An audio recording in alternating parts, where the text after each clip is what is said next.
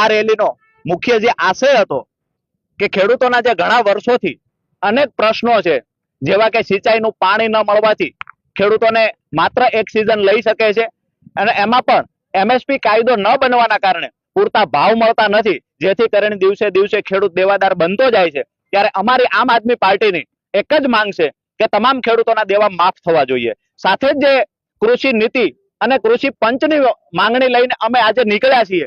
માંડવરાય દાદાના ચરણોમાં પ્રાર્થના કરીશું કે ખેડૂતોના સંપૂર્ણ દેવા માફ કરવામાં આવે, કૃષિ નીતિ અને કૃષિ પંચની રચના કરવામાં આવે અને જે કઈ સિંચાઈના પાણીની વાત કરીએ તો મોટા ભાગના ગામડાઓમાં હજુ સુધી સિંચાઈના પાણીની વ્યવસ્થા કરવામાં નથી આવી, જેના કારણે દિવસે દિવસે ખેડૂત દેવાદાર બન્યો છે। તો આ તમામ માંગણીઓને લઈને આજે અમે માંડવરાય દાદાના ચરણોમાં પ્રાર્થના કરીશું કે તાનાશાહી સરકાર સામે અમને લડવાની તાકાત આપે। આવનાર દિવસોમાં આ આંદોલન રાજ્યવ્યાપી આંદોલન બનાવીશું જો સરકાર